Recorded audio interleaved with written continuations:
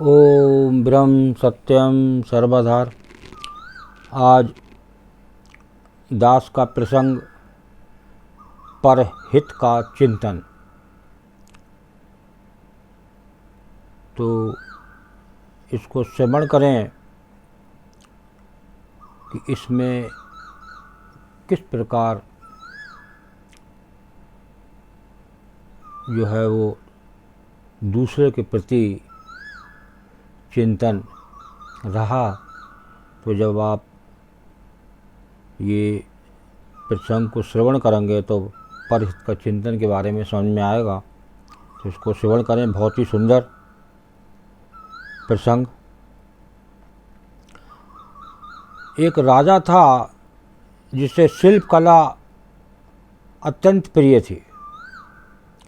वो मूर्तियों की खोज में देश प्रदेश जाया करता था।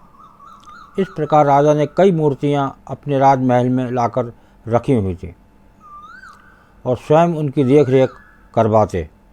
सभी मूर्तियों में उन्हें 3 मूर्तियां जान से भी ज़्यादा प्यारी थीं। सभी को पता था कि राजा को उनसे अत्यंत लगाव है।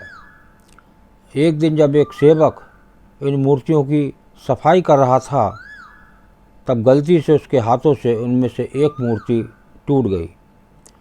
जब राजा को ये बात पता चली तो उन्हें बहुत क्रोध आया और उन्होंने उस सेवक को तुरंत मृत्युदंड दे दिया। सजा सुनने के बाद सेवक ने तुरंत अन्य 2 मूर्तियों को भी तोड़ दिया। ये देखकर सभी को आश्चर्य हुआ। राजा ने उस सेवक से इसका कारण पूछा। तब उस सेवक ने कहा, महाराज क्षमा कीजिएगा, ये मूर्तियाँ मिट्टी की बनी हैं, अत्यंत नाजुक हैं, अमरता का वरदान लेकर तो आई नहीं हैं। आज नहीं तो कल टूट ही जाती हैं। जानिए, अगर मेरे जैसे किसी प्राणी से टूट जाती तो उसे अकारण ही मृत्युदंड का भागी बनना पड़ता। मुझे तो मृत्युदंड मिल ही चुका है, इसलिए मैंने ही अन्य 2 मूर्तियों को तोड़कर उन 2 व्यक्तियों की जान बचा ली।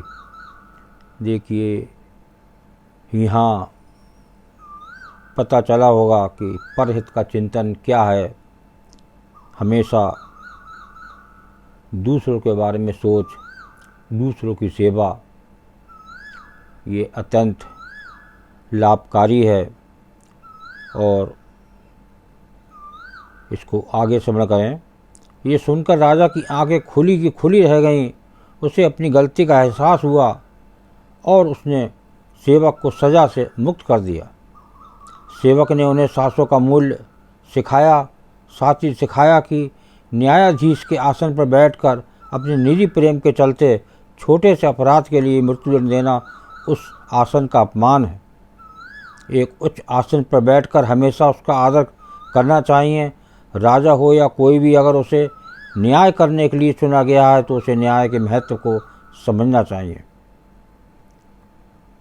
जो न्याय है उससे हमेशा कोई भी हो, न्यायाधीश हो या कोई भी उच्च अधिकारी हो, तो उसको न्याय के बारे में उसका महत्व सोचना चाहिए और समझना चाहिए। मूर्ति से राजा को प्रेम था, लेकिन उसके लिए सेवक को मृत्युदंड देना न्याय के विरुद्ध था। न्याय की कुर्सी पर बैठकर किसी को भी अपनी भावनाओं से दूर हटकर फैसला कर देना चाहिए। राजा को समझ आ गया कि मुझसे कई गुना अच्छा तो वो ये सेवक था जिसने मृत्यु के इतना समीप होते हुए भी परहित का सोचा। कितनी नज़दीक थी उस सेवक की मृत्यु, लेकिन उसने इतनी समीप मृत्यु होते हुए भी एक दूसरे के बारे में सोचा, परहित की सोच रखी। राजा ने सेवक से पूछा कि अकारण मृत्यु को सामने पाकर भी तुमने ईश्वर को नहीं कोसा? तुम निडर रहे। इस संयम, समस्वभाव तथा दूरदृष्टि के गुणों के भान की युक्ति क्या है? सेवक ने बताया कि आपके यहाँ काम करने से पहले मैं एक अमीर सेठ के यहाँ नौकर था।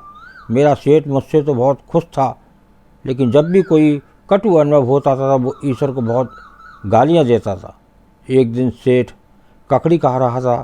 संयोग से वो ककड़ी कड़वी थी। सेठ ने वो ककड़ी मुझे दे दी। मैंने उसे बड़े चाप से खाया जैसे वो बहुत स्वादिष्ट हो। सेठ ने पूछा, ककड़ी तो बहुत कड़वी थी, भला तुम ऐसे खा गए? तो मैंने कहा, सेठ जी आप मेरे मालिक हैं, रोज ही स्वादिष्ट भोजन देते हैं, अगर एक दिन कुछ कड़वा भी दे दिया तो उसे स्वीकार करने में क्या हर्ज है।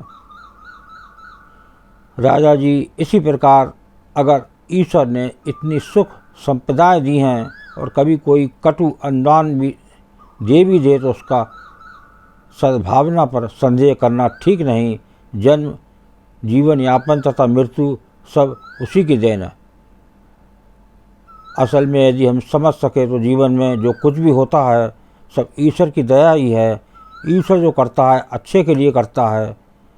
यदि सुख दुख को ईश्वर का प्रसाद समझकर संयम से ग्रहण करें तथा हर समय परहित के चिंतन करें। तो देखिए, परहित के चिंतन के बारे में आपने प्रसंग को श्रवण किया। तो जो ईश्वर दे रहा है हमेशा ये समझना चाहिए कि ये बहुत कुछ दिया, शायद दूसरों से हमें ज़्यादा मिल लिया है, हमसे ज़्यादा दूसरे परेशान हैं। तो ये सोच बनाएं, ये हमेशा परहित चिंतन में ध्यान करना चाहिए, परहित सेवा में ध्यान करना चाहिए। यही एक लाभकारी है और इससे प्रभु प्रसन्न होते हैं। ओम ब्रह्म सत्यम सर्वधर दास कागरी चैनल अच्छा लगा हो तो सब्सक्राइब करें, बेल प्रेस करें, लाइक करें, शेयर करें ताकि आगे आने वाला वीडियो सर्वप्रथम यूट्यूब में मिले। ब्रह्म सत्यम सर्वधर।